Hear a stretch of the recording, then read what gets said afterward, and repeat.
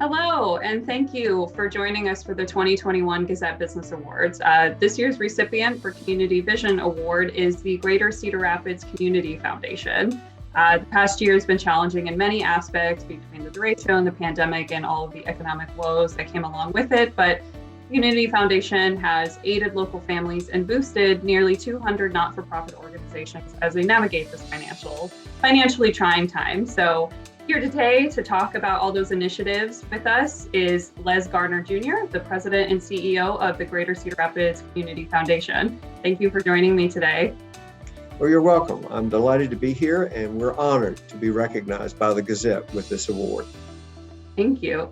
Well, let's get started and talk about what it's been like to be a philanthropy organization. That obviously the past 18 months have been challenging in a lot of different ways, but the need for relief in that way has also very much exceeded a typical year. So tell me, how has your organization really approached and navigated the past 18 months? Well, the past 18 months have been 18 months unlike any other in my tenure at the Community Foundation. When the shutdown began in response to the pandemic in March of 2020, we immediately launched a COVID relief fund. That fund raised about $500,000. That came from corporations, individuals, both in Cedar Rapids area and outside. I think people were very generous and very responsive. And we use that to make a large number of grants to help nonprofits who were responding to individual crises and needs that were raised by the pandemic.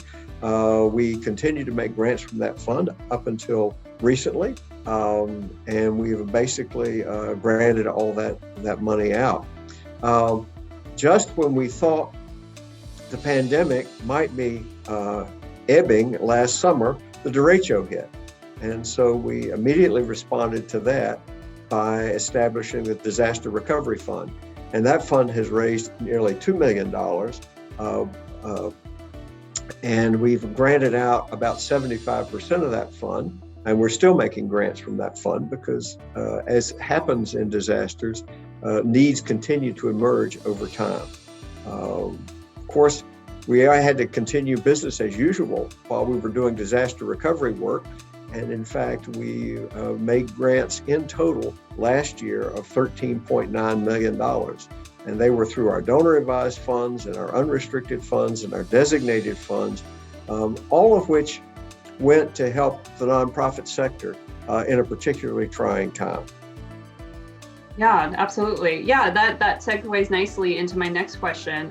You mentioned that in 2020, you were able to provide $13.9 million in grants to nonprofits throughout Linn County. And as of May 2021, your board has approved $5.3 million in grants to 198 nonprofits locally. Throughout the past year, I've been reading a lot of articles about how giving has just dropped so much for these nonprofits, and everybody's sort of experiencing those tight wallets at this point. So how is your organization sort of able to navigate that particular challenge as well? How are you able to provide these grants for these individuals? Did you approach this year differently than you typically would? No, we're approaching, we approached last year and this year pretty much as from our fundraising and asset development efforts, business as usual, with the exception of the disaster recovery funds. I think what we saw last year was that donors were very focused on the disaster, both in their giving to the recovery funds and in their support of organizations through their regular charitable giving and through their giving through their donor advised funds. I think there was a real sensitivity to the challenges that the nonprofit sector was facing. And people were very generous. I think the giving tended to be focused on the immediate needs and the intermediate needs in response to both COVID and the derecho, as opposed to giving for other purposes. But we're seeing giving back on a normal pace of what we're used to. I think this is a very generous community, and people were willing to help in a time of stress and crisis, but they know that giving is critical for the quality of life and for community vibrancy for the long term, and so they're not gonna forego making those contributions. And definitely much appreciated over the past 18 months, I'm sure, given all the disasters that this community has faced. Speaking of disasters, one of the biggest initiatives from the Community Foundation that you were involved in following the derecho was the Patch Program, which is a locally administered initiative that helps homeowners, repair their derecho damaged homes. For those who might not be familiar, would love to know if you could explain less how the Community Foundation got involved with this and how this program really got started and what you're really seeing so far from this program in the year since. Well, it's important to note at the outset, the Community Foundation is a funder. So the Patch Program was put together by a coalition of nonprofit organizations. And it included Matthew 25, it included the Lynn County Housing Fund, it included Neighborhood Finance Corp, and Waypoint and others that I won't mention at this point.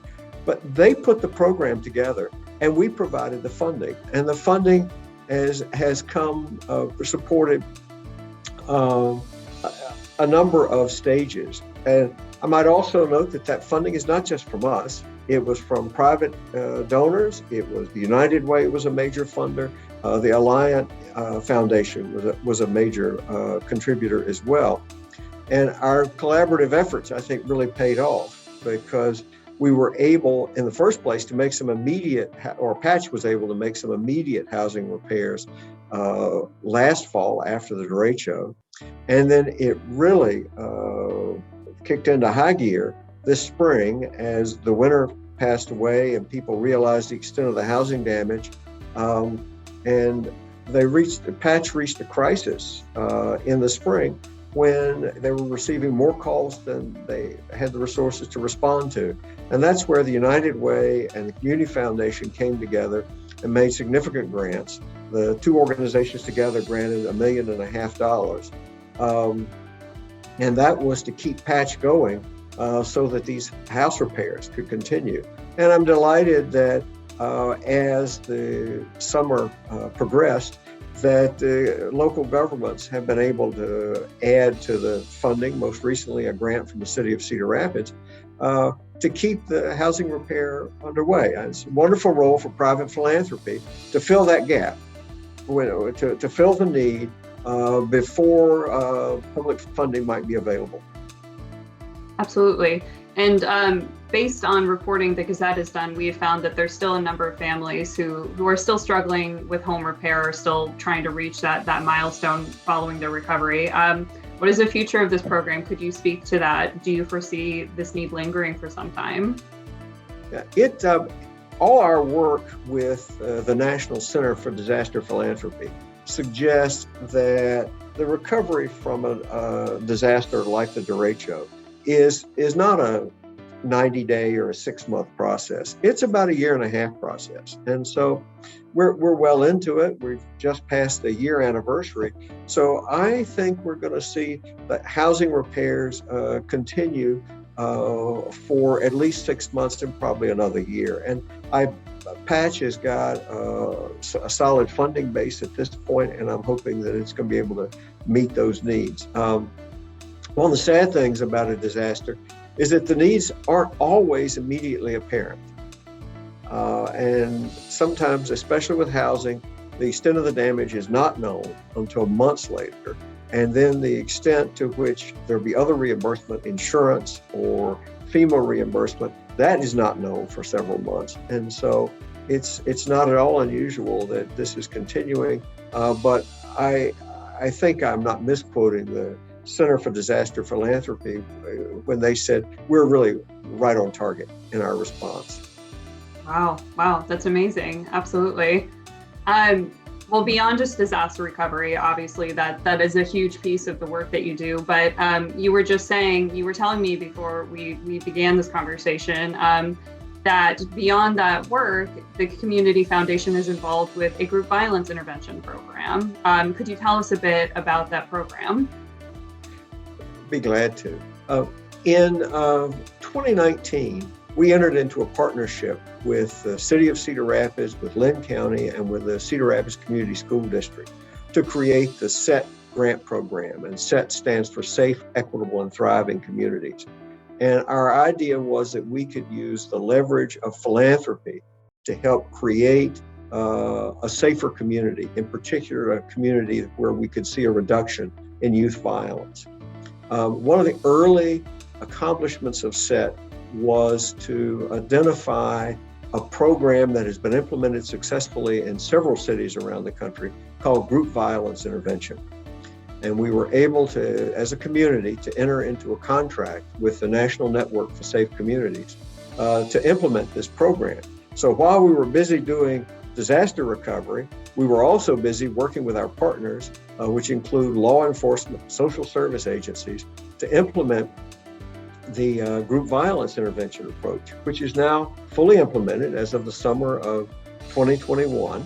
And it basically involves a focused effort to identify young individuals who are at high risk of being involved in or being victimized by violence, contacting those individuals and offering them a path that's out of a life that's characterized by high levels of violence. And the group has contacted about 40 such individuals now and have 23 individuals who are in the network now receiving services and looking for a life beyond a life that poses the risk of violence. Okay. And a little bit beyond just sort of this intervention, this not necessarily intervention, but the Community Foundation is also involved in education. You know, I'm thinking specifically about the virtual learning series about equity and disaster recovery that your organization is set to host later this month. I would love to know more about why the Community Foundation is also involved in initiatives like that. Well, the nature of the work of the Community Foundation, both in terms of working with nonprofits and working with donors, means that we become a hub. We receive a lot of information, and we are able to learn a lot, and we're able to hear a lot from individuals who know a lot about what's going on in the community. And so it's only natural that we find a way to share that information. Information can be a powerful tool in improving the quality of life in a community. And so that's why we do the learning series. It's to share what we're learning, to make what we're learning available across the community. And so we did a learning series about the group violence intervention in the spring. And now we've got one coming up on disaster recovery, in particular on issues related to equity in disaster recovery. The impact of disasters doesn't fall evenly across the community. And there are some individuals, typically individuals who were vulnerable before the disaster, who are hit the hardest. So we want to talk about how we can be responsive to that. Definitely. Well, it certainly seems like you're busy without any new initiatives, but I'm curious, would love if you could share, Les, what the future of your organization is. What are some of the things you're looking to as you look to the horizon as we emerge from the pandemic and derecho recovery, should that happen anytime soon? Well, I think our priority right now is to stay focused on what we're doing. And I know that our contacts at the National Network for Safe Communities say, with respect to group violence intervention, that focus are the three most important things. And we see that in communities around the country where that focus is lost, the effectiveness of group violence intervention is diminished. And so we want to continue the focus. I think we're still monitoring emerging needs as they relate to disaster recovery. And we're certainly going to keep our eyes on this latest spike in the pandemic, or this latest surge of the pandemic. And so I think for the near and intermediate term, we need to stay focused on what we're doing. Definitely. Good philosophy, I think, for a lot of people too, to stay focused on the horizon. Well, great.